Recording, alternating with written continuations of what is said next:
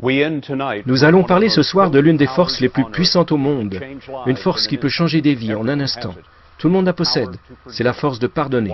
Voyez vous-même ce que cette force peut accomplir avec Steve Hartman dans A Segment America.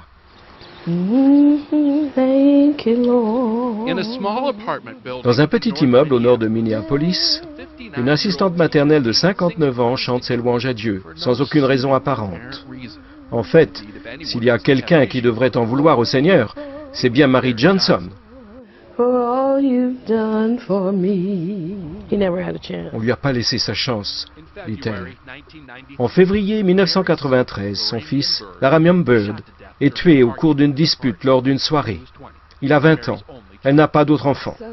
Mon fils est mort, dit-elle. Le tueur est un adolescent de 16 ans nommé O'Shea Israel. Je voulais que justice soit faite, dit-elle. C'était un animal et il méritait d'être mis en cage. Ce qui arriva.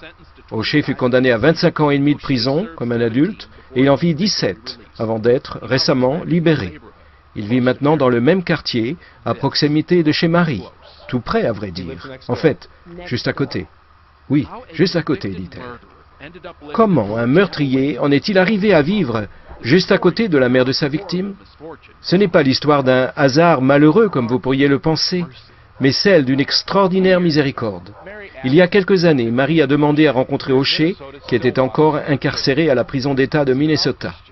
En tant que chrétienne convaincue, elle voulait voir si d'une façon ou l'autre, elle pourrait pardonner au meurtrier de son fils. Qu'est-ce qu'elle vous a dit? Je crois que la première chose qu'elle m'a dit, c'était « Je ne vous connais pas, vous ne me connaissez pas, on peut partir de là. » Je ne revenais pas. Au dire d'O'Shea, ils se sont ensuite rencontrés régulièrement. Quand il est sorti de prison, elle l'a présenté à son propriétaire, lequel, avec la bénédiction de Marie, a invité O'Shea à s'installer dans l'immeuble.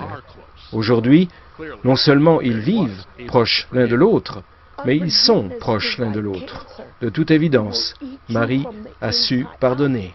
Refuser de pardonner, dit-elle, c'est comme un cancer, ça vous dévore de l'intérieur. Ça n'a rien à voir avec l'autre. Le fait de pardonner ne retire rien à ce qu'il a fait. Oui, il a tué mon fils, mais le pardon, c'est pour moi. Pour O'Shea, les choses n'ont pas été très faciles. Je ne me suis pas complètement pardonné à moi-même, dit-il. C'est quelque chose que j'apprends à faire. C'est un processus, et c'est en cours. C'est pour cela qu'O'Shea est bien occupé à faire ses preuves. Il travaille de jour au dépôt de recyclage et le soir il va à l'université. Il dit que pour payer sa dette à Marie qu'il lui a pardonnée, il est résolu à tout faire pour se rendre utile à la société. En fait, il a déjà commencé, en chantant les louanges de Dieu et son pardon, dans les prisons, les églises, devant de grandes assemblées, un peu partout. Le pardon, c'est quelque chose de puissant, témoigne-t-il.